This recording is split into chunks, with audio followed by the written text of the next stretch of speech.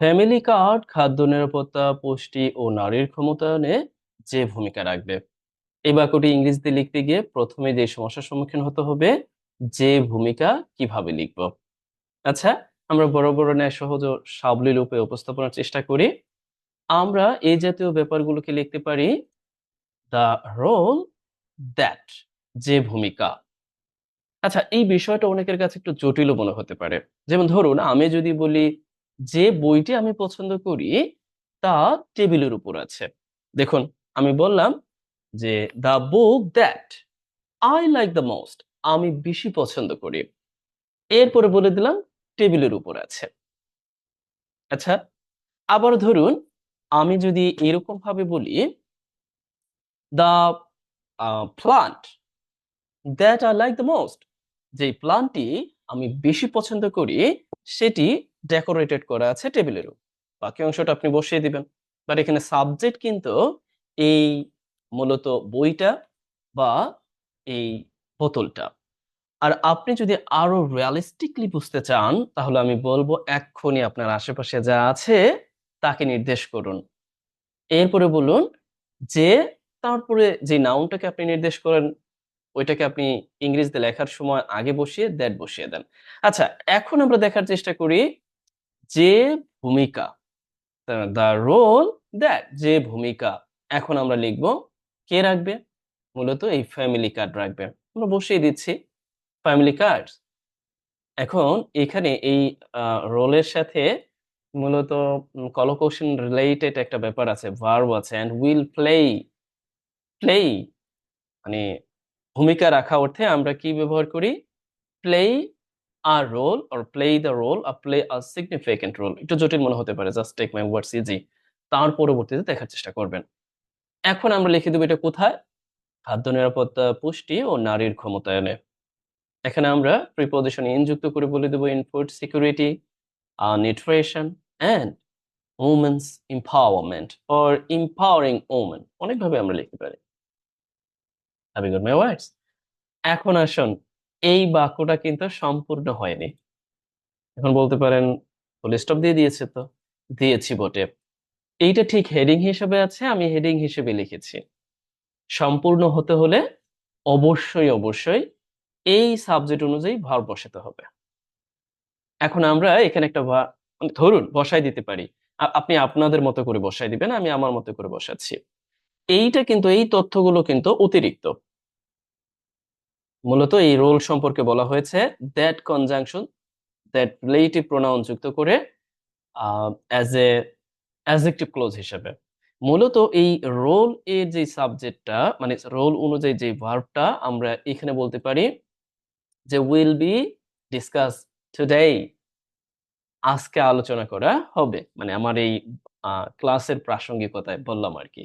Just আমি বসাই দিলাম যে উইল বি ডিসকাস টুডে, আজকে আলোচনা করা হবে।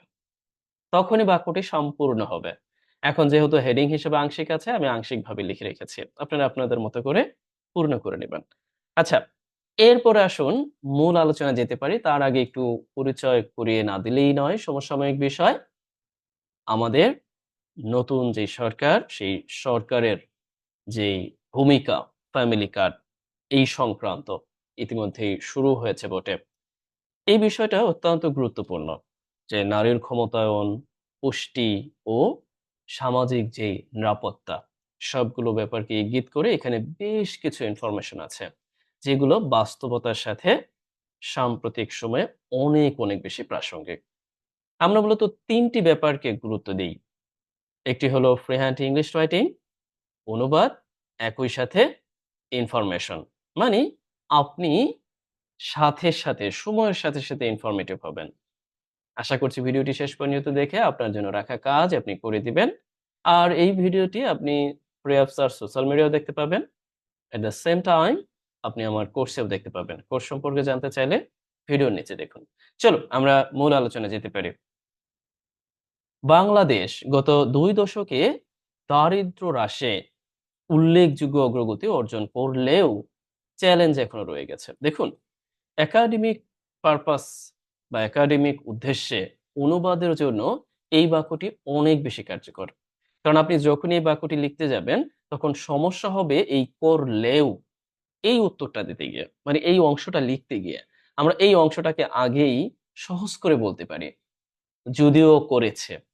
দেখুন, একটু সহজ করে বলুন যে বাংলাদেশ গত 2 দশকে দারিদ্র্য হ্রাসে উল্লেখযোগ্য অগ্রগতি যদিও করেছে, চ্যালেঞ্জ এখনো রয়ে গেছে। এখন যদি ওর জন্য আমরা মূলত কনজাংশন হিসেবে কি ব্যবহার করি? অলদো ব্যবহার করে থাকি, তাই না? তাহলে আমরা কনজাংশন হিসেবে এখানে ব্যবহার করে দিব প্রথমত অলদো, তারপরে এই বাক্যটা এই পর্যন্ত লিখে দিব মূলত অ্যাডভার্বিয়াল ক্লোজ হিসেবে। তারপরে এই অংশটা স্বাধীন বাক্য হিসেবে লিখে দিব। আমার মুখের কথা জটিল মনে হতে পারে। চলুন আমরা একটু প্র্যাকটিক্যালি দেখি। First, we can write here although। এখন আমরা এই অংশের সাবজেক্ট হিসেবে লিখব কাকে? এখানে মূলত অর্জনটা কে করেছে? Definitely here we see Bangladesh. So Bangladesh করলেও, তার মানে আমি সহজ করে উপস্থাপনের জন্য বললাম যদিও করেছে, এই সেন্সে আমরা প্রেজেন্ট পারফেক্ট দিব। এজন্য আমরা অক্সিলারি ভার্ব হ্যাজ, এরপরে ভার্বের পাস্ট পারফেক্ট ফর্ম হয় অ্যাচিভ, উল্লেখযোগ্য ভূমিকা মানে অর্জন করেছে। এটা আমরা এখন অবজেক্ট হিসেবে দিয়ে দিচ্ছি। সিগনিফিক্যান্ট প্রোগ্রেস, উল্লেখযোগ্য অর্জন, বা আমরা যেটাকে বলতে পারি অগ্রগতি। সরি টু সে, উল্লেখযোগ্য অগ্রগতি, সিগনিফিক্যান্ট প্রগ্রেস, উল্লেখযোগ্য অগ্রগতি করেছে। কোথায় করেছে? দারিদ্র্য হ্রাসে করেছে, তাই না? এরপরে গত 2 দশকে। কেউ প্রশ্ন করতে পারেন যে এই যে গত 2 দশক কোথায় লিখবো, দারিদ্র্য হ্রাসে কোথায় লিখবো? সুস্পষ্ট। দেখুন, হ্রাসে বিভক্তির একটা কাজ আছে। আমরা নাউন ফ্রেজ তৈরি করে প্রিপোজিশন যুক্ত করে এটাকে ফ্রেজ আকারে তৈরি করব। এখন আমরা প্রিপোজিশন যুক্ত করে বলে দিব যে ইন রিডিউসিং পোভার্টি, অথবা আপনি লিখে দিতে পারেন in poverty reduction or eradication. জটিল মনে হচ্ছে, তাই না? আচ্ছা, এরপরে আমরা সময় যুক্ত করে এটা লিখে দিব। এখন যদি কেউ বলেন যে কোনটা কখন আগে পরে লিখবো, আমি স্পষ্টভাবে বারংবার বলেছি, আপনারা যারা আমার কোর্সে আছেন ইতিমধ্যে জানানো বটে, ঠিক কখন আপনি অ্যাডভার্বিয়াল ফ্রেজ বসাবেন, অ্যাডভার্বিয়াল ফ্রেজ অফ টাইম বসাবেন, অ্যাডভার্বিয়াল ফ্রেজ অফ ফ্রিকোয়েন্সি বসাবেন, অ্যাডভার্বিয়াল ফ্রেজ অফ প্লেস বসাবেন, অ্যাডভার্বিয়াল ফ্রেজ অফ টাইম, আরো যেগুলো আছে রিজনস, পারপাস বা লেভেল বসাবেন, সব কিন্তু আমি ধাপে ধাপে বলেছিও বটে। আশা করছি এ পর্যায়ে এসে আপনাকে খুব বেশি একটা যন্ত্রণা পোহাতে হবে বলে আমি মনে করি না। আচ্ছা, এই পর্যায়ে আমরা এই সময়টাকে এখানে নির্দেশ করে দিচ্ছি। If you wanna write the adverbial phrase of time in the very beginning, definitely you can write here. আপনি কিন্তু এইখানে লিখে দিতে পারেন। মানে আপনি যদি চান যে না, আপনি এই যে adverbial যে টাইমটা আছে এটা আপনি শুরুতে লিখবেন। Definitely you can do। তবে এটা অনেকটাই মানে হয় না যে ওই যে সৌন্দর্য, সেই সৌন্দর্যটা নষ্ট করে ফেলবে। কেননা আমরা যখন ঠিক এখানে একটা কনজাংশন ব্যবহার করেছি, এই কনজাংশন ব্যবহার করার কারণে আমাদের বাক্যের সিকোয়েন্স অনুযায়ী এটাই হচ্ছে উপযুক্ত। আশা করছি বোঝাতে পেরেছি। আর কনজাংশন না থাকলে তখন আপনি এই অংশটাও আগে দিতে পারতেন, এই অংশটাও আগে দিতে পারতেন, সমস্যা হতো না। যারা আমরা সবসময় মনে করি যেকোনো মূল্যে আগেই সাবজেক্ট বসাবো, তারপরে ভার্ব বসাবো, আমি মনে করি যে তারা স্পষ্টতই বুঝতে পারছেন কনজাংশন আসলে সেটাকে আগে বসাতেই হবে। তারপরে অন্য ব্যাপারগুলো ধাপে ধাপে আসবে। আচ্ছা, এখন আমরা প্রধান বাক্য যেটা চ্যালেঞ্জ এখনো রয়ে গিয়েছে, তাহলে আমরা সরাসরি এখন লিখে দিতে পারি যে challenges still or remain what? আপনি এখানে লিখতে দিবেন still exist in our society. You can add something here. আচ্ছা, আমাদের বাক্যটি সম্পূর্ণ হয়ে গেছে। অনেক বকবক করেছি বাক্যটি লিখতে গিয়ে, বাট এখানে গুরুত্বপূর্ণ ব্যাপার আছেও বটে। পরবর্তীতে আপনি এ জাতীয় বাক্য পেলে definitely you will be able to translate your sentence or sentences into English. Okay, next we see, পরবর্তীতে আমরা লক্ষ্য করি সাম্প্রতিক সরকারি হিসাব অনুযায়ী দেশে এখনো প্রায় 18 থেকে 19% মানুষ দারিদ্র্য সীমার নিচে বসবাস করছে এবং চরম দারিদ্র্যে রয়েছেন প্রায় 5 থেকে 6%। বুঝতে পারছেন? And this is very crucial because here you see numeric data. আপনি যখন নিউমেরিক ডাটা সম্পর্কে অবগত হবেন সাম্প্রতিক বিষয় বা প্রাসঙ্গিকতায় যেকোনো বিষয় নিয়ে, সেটা সত্যি অসাধারণ।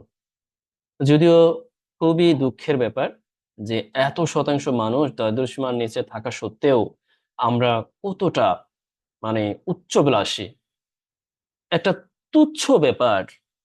মানুষকে আমি এই জন্য অনেককে ঘৃণা করি যারা মূলত এত শতাংশ মানুষ যে দারিদ্র্যসীমার নিচে আছে তাদের কথা বিন্দু মাত্র জানে না, এই হিসাবটাও জানা নাই, কিন্তু আরং কেন ব্যাগ দেয় না এইটা নিয়ে সারা বাংলাদেশ তো কত সিলি ব্যাপার মানুষ টক অফ দ্য কান্ট্রিতে পরিণত করেছে। বাট স্টিল আমরা লক্ষ্য করছি টিসিবি এর পিছনে বিশাল লাইন। আচ্ছা যাই হোক, যেহেতু এটা রেকর্ডেড কোর্সের অংশ আমি নিজের ব্যক্তিগত কথা এখন ইউজ করতে চাচ্ছি না। আচ্ছা চলুন আমরা অনুবাদে ফিরে যাই। প্রথমত আমরা লিখতে পারি কি, এখানে দুটো অংশ আছে, এই একটা অংশ, এই একটা অংশ, এবং যুক্ত করে আমরা এই অংশটা প্রথমত লিখে দিব। এখানে একটা ফ্রেজ আছে বটে, we can make a prepositional phrase here we say, and সাম্প্রতিক সরকারি হিসাব অনুযায়ী এই জাতীয় ফ্রেজগুলোকে আমরা আগেই লিখে ফেলবো। এই জন্য আমরা বলতে পারি according to or in accordance with সাম্প্রতিক সরকারি হিসাব। আপনি বলতে পারেন recent official statement or government statistics. আচ্ছা, এটা আমাদের একটা মূলত প্রিপোজিশন। আমরা শুরুতেই প্রিপোজিশনাল ফ্রেজ, আচ্ছা আমি ভুল বলে ফেলেছি, কয়েকটা বলে ফেলেছি, এটাকে আলাদা করে দিলাম। এখন এই পর্যন্ত যদি পড়ি তাহলে আমরা কি পাবো, যে এই যে বাস করে, কে বাস করে, মূলত প্রায় এত শতাংশ মানুষ। আমরা বলতে পারি যে এত শতাংশ জনসংখ্যা, সেই অর্থে আমাদের প্রায় এই অংশটা লিখতে হবে, শতাংশ জনসংখ্যা। এটা আমরা কয়েকভাবে লিখতে পারি। আমরা লিখতে পারি যে অ্যাবাউট অথবা অ্যারাউন্ড অথবা অ্যাপ্রক্সিমেটলি। মানে এই যে প্রায় অর্থটা দিতে আপনি কয়েকটা ব্যবহার করতে পারেন, মাঝে মধ্যে নিয়ারলিও ব্যবহার করে অনেকে, but here appropriate, around, approximately এগুলো উপযুক্ত। এরপর আমরা বললাম যে 18 to 19% অফ দ্য পপুলেশন অথবা অফ দ্য পিপল, আপনি দুইভাবে লিখতে পারবেন। আচ্ছা, অফ পিপল এরা কি করে, বাস করে। ও এখানে আরেকটা ব্যাপার আছে, দেশে, এটা একটা অ্যাডভার্বিয়াল ফাংশন, মূলত অ্যাডভার্বিয়াল ফ্রেজ অফ প্লেস নির্দেশ করতে আপনি বসিয়ে দিতে পারেন। আচ্ছা এখন আমরা দেখার চেষ্টা করি, বাস করে অর্থে ভার্ব বসাই দিচ্ছি, স্টিল লিভ এখনো বোঝাতে, স্টিল লিভ এখনো। এখন আমরা কি করব, যে দারিদ্র্য সীমার নিচে নির্দেশ করতে under poverty, below poverty, poverty line দারিদ্র্য সীমা, দ্য পভার্টি লাইন দারিদ্র্য সীমার নিচে বসবাস করে, still below the poverty line, এবং অ্যান্ড যুক্ত করে অথবা আমরা while যুক্ত করে লিখতে পারি। মানে ব্যাপারটা হচ্ছে এরকম, হয় আপনি এখানে একেবারে স্বাধীন একটা অংশ তৈরি করবেন অথবা আপনি কনজাংশন যুক্ত করে দিতে পারেন। তবে while টা হচ্ছে একাডেমিক পারপাসে আরো বেশি উপযুক্ত। যেমন আপনি বলতে পারেন যে আহ এত শতাংশ মানুষ যেখানে মূলত দারিদ্র্যসীমার নিচে বসবাস করছে সেখানে, বা অন্যদিকে এই 5 থেকে 6% মানুষ দারিদ্র্যসীমার নিচে রয়েছে, চরম দারিদ্র্যসীমার মধ্যে বসবাস করছে। অনেকভাবে লেখা যায়।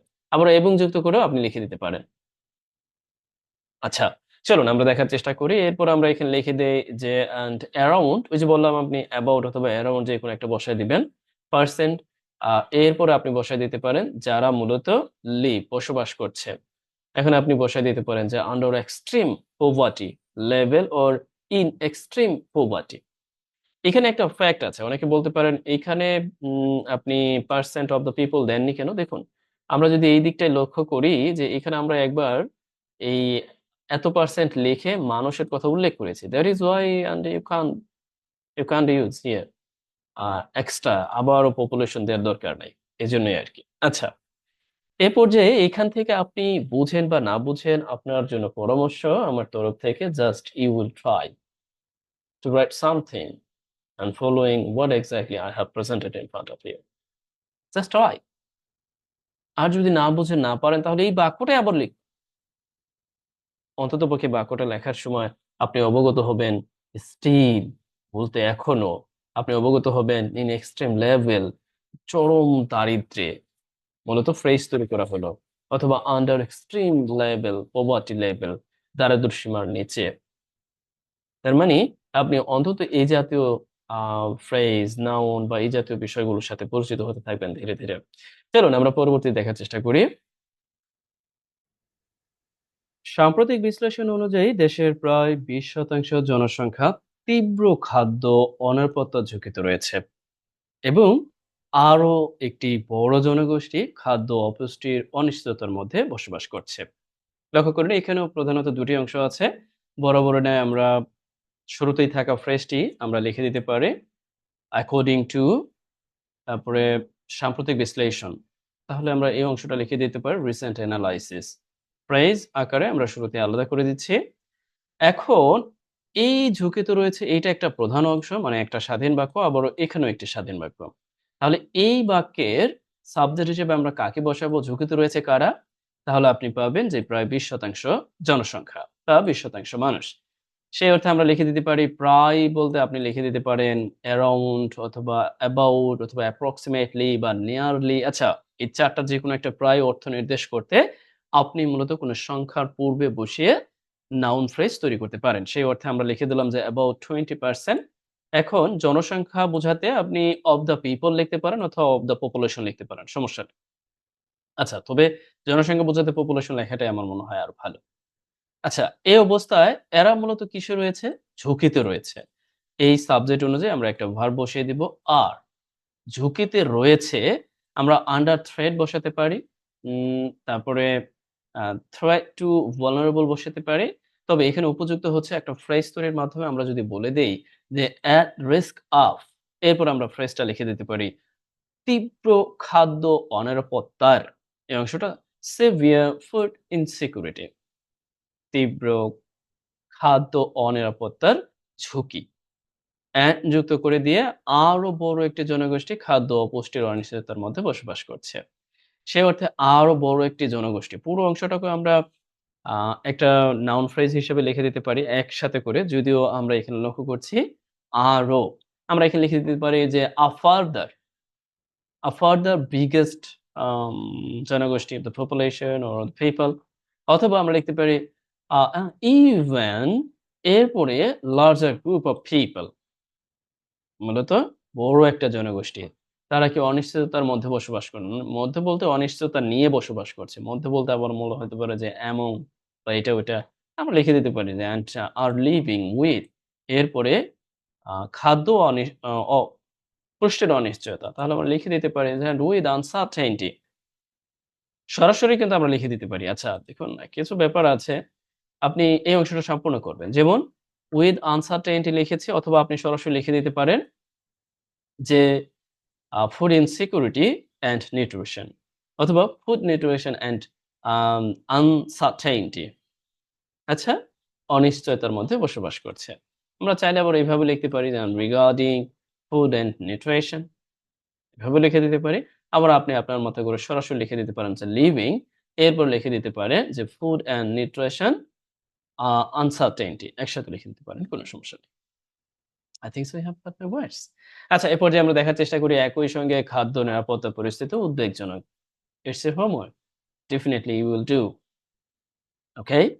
Please keep up your consistency and keep watching my videos and taking note. Definitely your English speaking, writing, reading, and even, you know, listening. No, listening না। মূলত এই ৩ টা ব্যাপারে আপনি দারুণভাবে আ উন্নতি করতে পারবেন বলে আমি আশা ব্যক্ত করি।